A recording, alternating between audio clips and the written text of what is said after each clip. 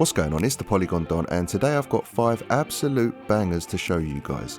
There's a 2D action title that fans of Vanillaware would appreciate, a stunning puzzle game set in a gorgeous cyberpunk world completely developed by one dedicated dude, and a truly unique game that I've found almost impossible to surmise in a single sentence. And there's more, so without further ado, let's get into it.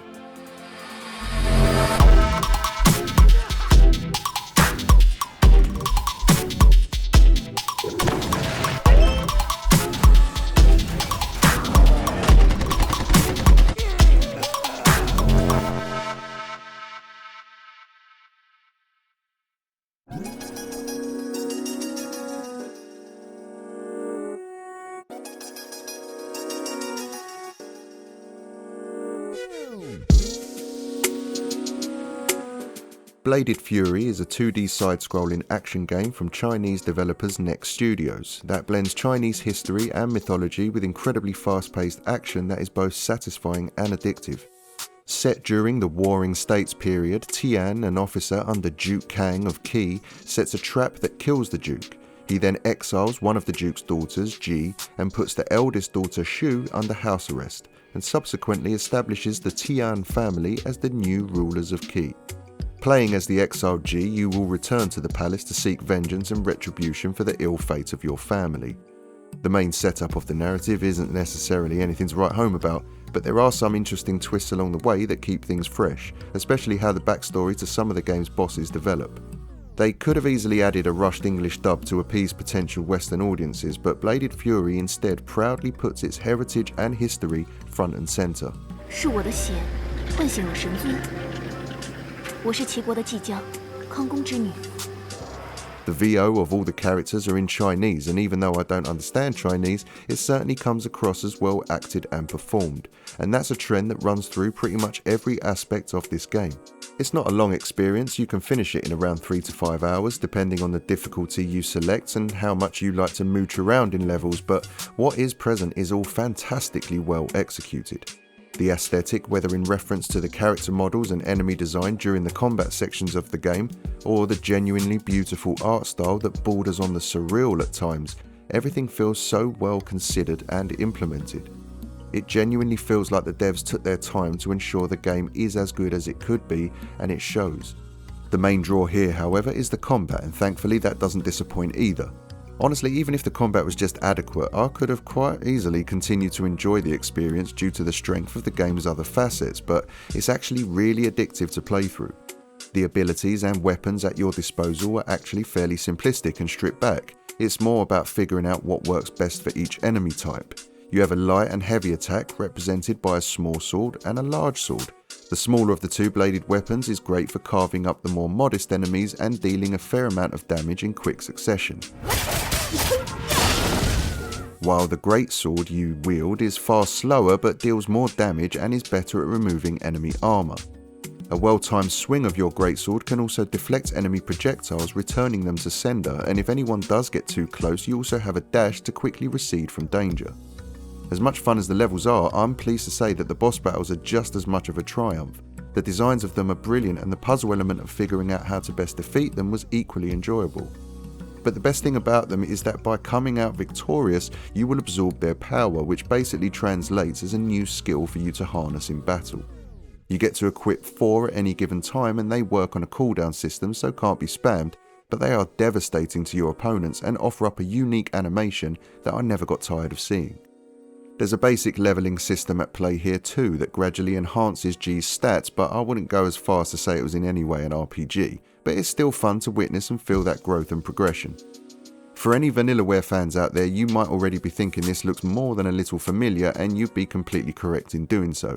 Squint at some of the artwork, especially during the cutscenes or while chaining together devastating airborne attacks on your enemies, and you'll be forgiven for thinking you were playing Muramasa the Demon Blade, or Muramasa Rebirth on the Vita, which is how I played it.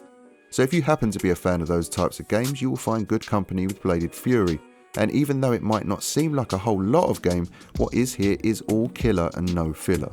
Well worth checking out if you ask me.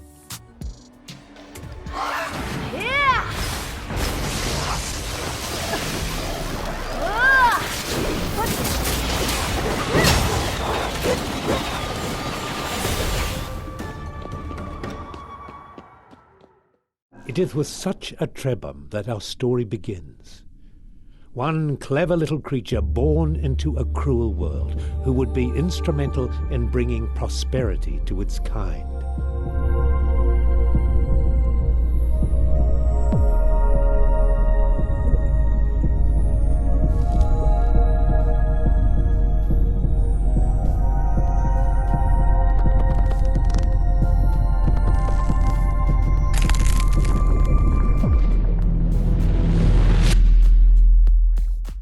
At its core, the Eternal Cylinder is a third-person open-world adventure survival game that puts you in control of a small trunked alien creature called a trebum. In its rudimentary state, the trebum can walk, roll itself up into a ball to traverse the world a bit faster, jump, vacuum items up with its trunk to consume, as well as spray water out with the same trunk or spit out items from its inventory. Depending on what you gather and consume from the environment, some items have particular properties that can evolve your trebum.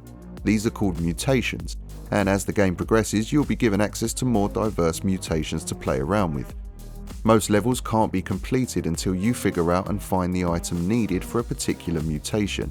It starts off simple, like evolving to have more springy legs, allowing you to jump higher, or mutating to have fur so that some of the game's colder environments cease to be an issue. But they get increasingly more abstract as the game develops. Some areas, like pitch-black caves, can't be explored thoroughly until you discover the item that makes your trebum radiate bioluminescence, or the item that allows your trebum to change shape into a cube, allowing you to pass through a similar shaped recess in a wall and progress through the level. Essentially, it's about exploration and experimentation, much like the fundamentals of evolution itself. There are environmental puzzles to figure out, and the game also gradually introduces elements of danger and threats to the trebum that increase the survival nature of its gameplay too. There are genuinely quite horrendous things roaming the world that are constantly threatening the livelihood of these cute little trebums. The biggest threat being the titular Eternal Cylinder, a gigantic molten hot cylindrical mass that stretches from horizon to horizon, crushing anything in its path. Thankfully, dotted throughout the world are rows of tall spire-like columns that, when passed through and activated by a trebum, can halt the cylinder's advance, giving your creature a break to explore, mutate, eat and gather friends. You'll find other trebums around the world that can be freed and added to your tribe, allowing you to switch between your tribe's members at will. This can be handy when you have a crew of trebum all with different mutations. Eventually, you'll hit a magical barrier that reignites the cylinder's momentum, forcing you to sprint and roll to the next set of columns as quickly as possible to start the loop over. However, there are a few surprises along the way that subvert expectations and play on this theme. I haven't played anything quite like the Eternal Cylinder. It reminds me a little of the game Spore, and some of the mechanics in the game were loosely reminiscent of other gaming experiences I've had. Like the roll mechanic reminded me of Scully, while the trunk hoovering up anything and everything kind of reminded me of Luigi's Mansion. However, for me personally, as much as I genuinely enjoyed the gameplay, it's the unexpectedly brilliant sci-fi story of philosophy and existential dread underpinning it all that left the biggest impression. I'm not going to go into major details here about the plot, as it's better experienced with as little prior knowledge as possible, so skip forward about 60 seconds if you want to go in completely blind, but to briefly break down the opening premise, as you explore the world you encounter elders, trebum that have managed to evolve and live long enough to have experienced and seen the world through a different lens. Encouraging the trebum to experiment and mutate in order to formulate a plan for escape, you eventually find a balloon mutation that allows the trebum to go over the top of the cylinder, the theory being that you would bypass the cylinder's path of destruction. Only what you find there is equally alarming, if not more so. It's here that you're greeted by the Mathematician, a towering and terrifying monstrosity that acts as the cylinder's greatest servant, and after detecting you, swiftly transports you into the mind of the cylinder. Unfortunately, you are mentally inadequate to understand or comprehend what the cylinder is trying to tell you, so you must return to the physical world to continue your journey of evolution, formulating a new plan to ultimately communicate with the cylinder and break the cycle of destruction. Now I'm going to stop there, as like I said, the less known the better. But the Eternal Cylinder is a prime example of why I love indie game development so much. The foundation of its premise is so bizarre and alien, much like the world that was created to tell its story, that I just don't think any AAA studios or even AA studios would ever take a gamble on developing a game like this, let alone the publishers willing to invest in it. Thank goodness then that the people over at Good Shepherd Entertainment were brave and wise enough to publish Ace Team's fantastic game about survival, evolution and philosophy. This was such a surprise sleeper hit for me, I honestly can't believe more people haven't been raving about it. Cute and terrifying in equal measure, some people might not vibe with the game's aesthetics, but I personally loved it, and all the other elements that make up the game just consistently knock it out of the park too. A truly unique title that deserves a spot in anyone's collection, this strange little game genuinely left a lasting impression, which is more than I can say for most games that I've played recently, working with a much bigger team and budget. The cylinder roared with fury. The voice on their memories spoke with great urgency. The Trebhum had to be very careful now. The cylinder would lash out at the lad, but it would not let them run too far. To survive, they would have to stay in the eye of the storm.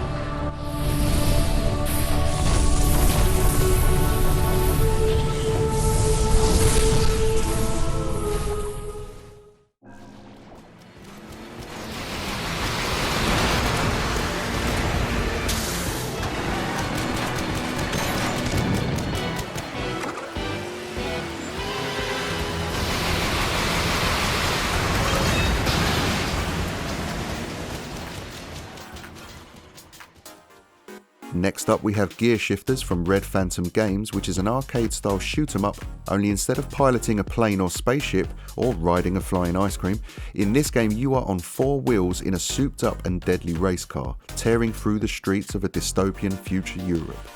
There really isn't much to discuss here regarding story, but essentially you work as a hardened delivery man taking on missions to ensure the arrival of precious cargo that you'll be carrying. The streets of Europe in the year 2068 are overrun by lawless factions of criminals all looking to lighten your load, so it will be your job to defend yourself and your cargo by any means necessary, but usually by the weapons you'll have strapped to your car. It's not a million miles from the plot to Peacock's take on Twisted Metal, to be honest. There's no voiceover in the game and all narrative exposition is provided by text, which is a bit of a letdown, but this being an arcade shooter, it's all about the gameplay, so you don't really want to spend too much time watching cutscenes anyway.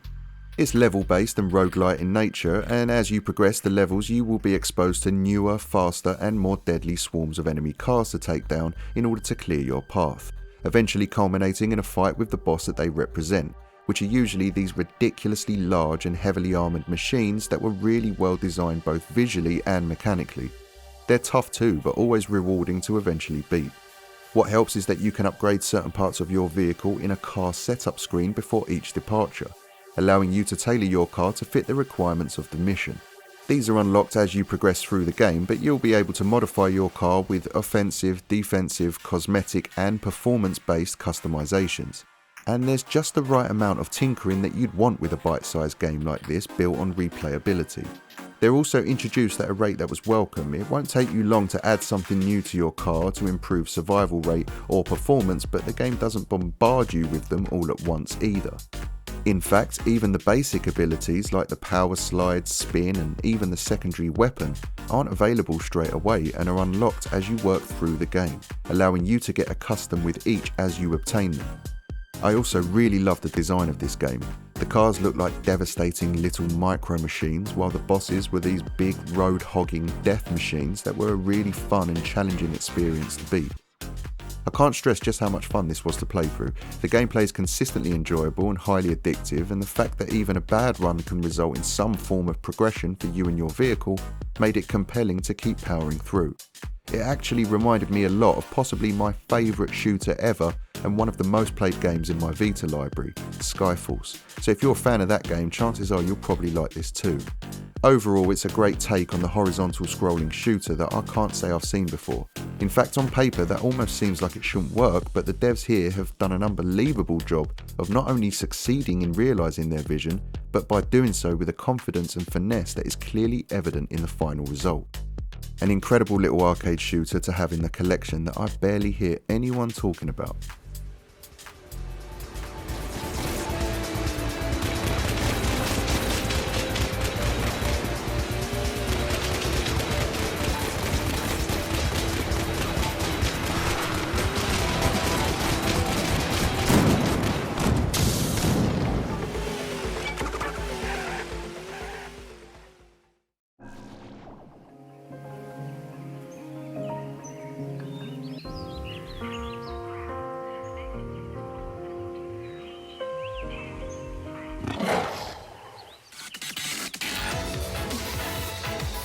今日もお出ましね。なんだなんだ、食材よこせってことかな。みんな気をつけて。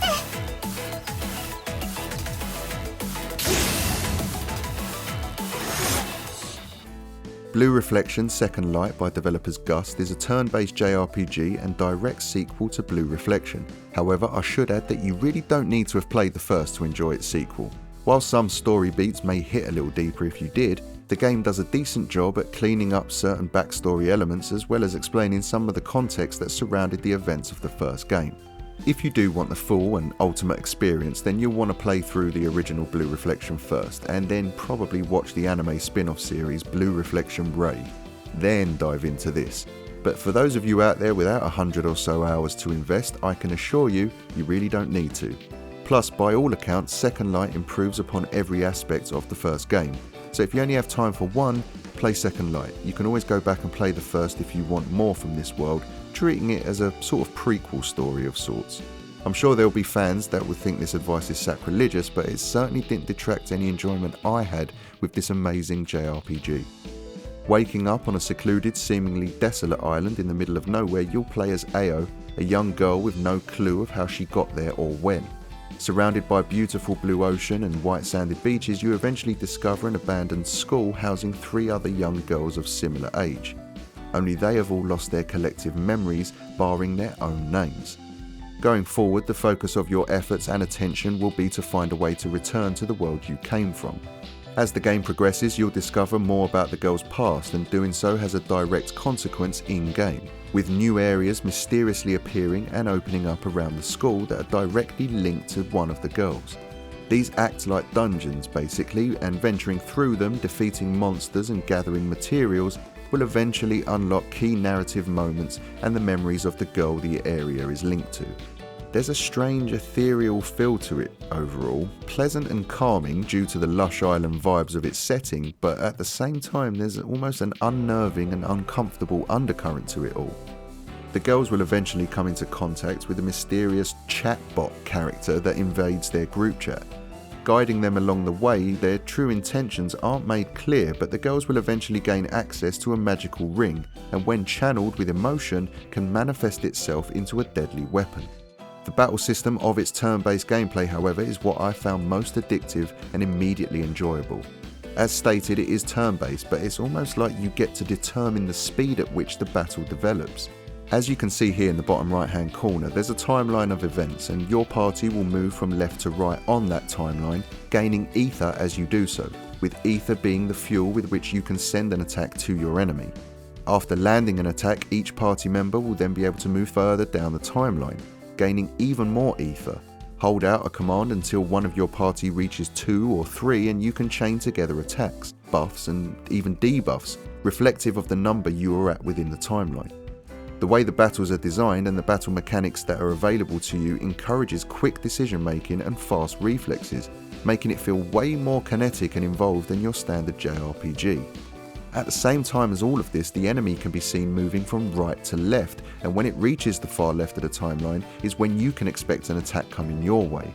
However, most enemies will have a weakness, and exploiting that weakness will send the enemy back down the timeline slightly, stunting their advance and buying your team more time to inflict damage. Hit their weaknesses enough though and they will be knocked down momentarily, with them unable to move down the timeline at all, giving you a window to do massive damage uninterrupted. Keep this up and eventually you will awaken the girl's reflector state.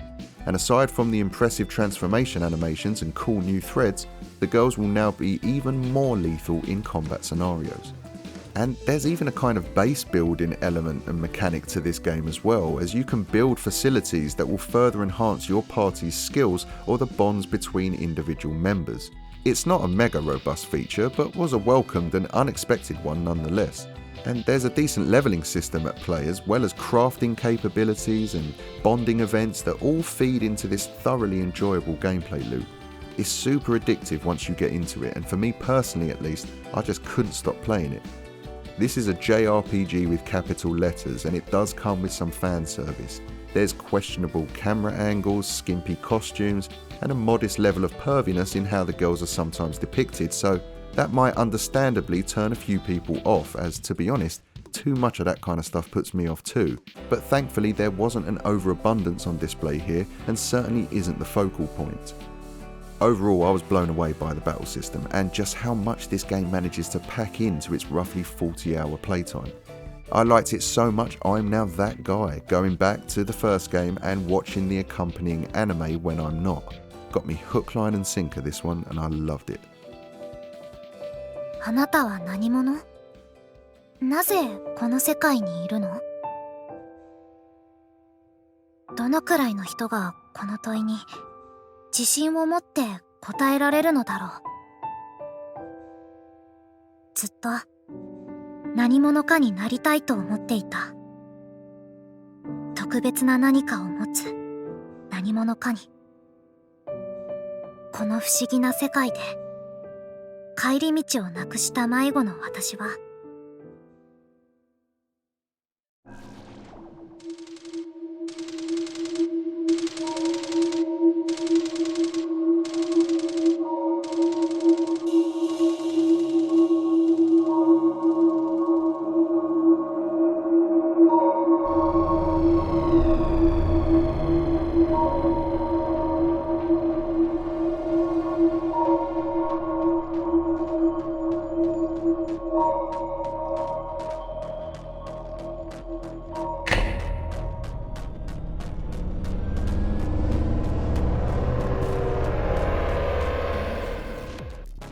Seventh Sector is a puzzle game set in a gorgeous cyberpunk world that was created entirely by one person, Sergei Sergic. It's impressive from the jump, and even more so when you realise everything you're seeing was created by the hands of just one man. For the most part, it's path-oriented puzzles, i.e. each puzzle you solve will help you get into the next area, so that you can access the next puzzle, etc, etc. But the puzzle designs themselves, while simple enough to grasp at first, do intensify with complexity as the game goes on. Not much guidance is given in terms of gameplay mechanics or story, you just sort of organically figure things out through trial and error. You start off as a ball of energy that can travel through electrical cables, and you'll be able to hop between them if the distance isn't too great, enabling you to navigate and override or manipulate machines that are within your grasp, so that you can open up even newer pathways. This might be as simple as unlocking a previously locked door or jumping into the remote control of an RC car so that you can freely move the car around a particular level. And plot-wise, most of the information is gathered through environmental storytelling and occasionally via lore dumps found in emails you can discover when venturing off the main path. After a while, the zen-like approach of casually solving puzzles is challenged when the game starts fighting back. Hazards are implemented that can eliminate you if you make contact, and the later and more intricate puzzle designs require a certain amount of speed and skill to overcome. The dark and dystopian cyberpunk world that the game is set starts to become apparent. Soon enough, the game introduces more permanent hosts for our little spark of electricity, and they each come with their own unique properties and abilities. A little round ball-like drone, for example, can ram into objects, briefly and slowly pulling it in a direction of your choosing. Or the Boston Dynamics-style death dog that has a shoulder-mounted turret that can eliminate other threats in the world or shoot distant objects. Depending on the decisions you make in the game and the paths you take will determine which out of the 4 possible endings you'll get to see, which does provide a nice incentive to revisit the game at some point in the future. But I think the diversity of gameplay and the puzzle designs are this game's biggest strengths, to be honest. I would have quite happily settled for more puzzles in the same vein as the ones in the game's opening hours, but the developer instead takes things to drastic new levels and does so at a brilliant pace. Things move along here quite swiftly, and there's loads of different puzzle types to get stuck into, with some that I swear require a godlike level of mathematical understanding, and some even felt like you needed a degree in computer programming to complete. Thankfully, the majority of these were optional, but even the puzzles on the critical path provided a few nervous head scratches from yours truly. If you're into your puzzle games like I am, this is definitely one to keep an eye on. Strictly Limited published the game physically, and I don't tend to include limited press copies of games in this series, as by the time someone sees the video and is interested in purchasing, they're likely already sold out, or going for an extortionate price on eBay. but I wanted to include 7th Sector as in this instance I found it on Amazon here in the UK at least, and for retail price with plenty in stock it seems, so at least it's a lot more readily available than most, for now. I'll leave a link in the description should any of you guys want to pick it up.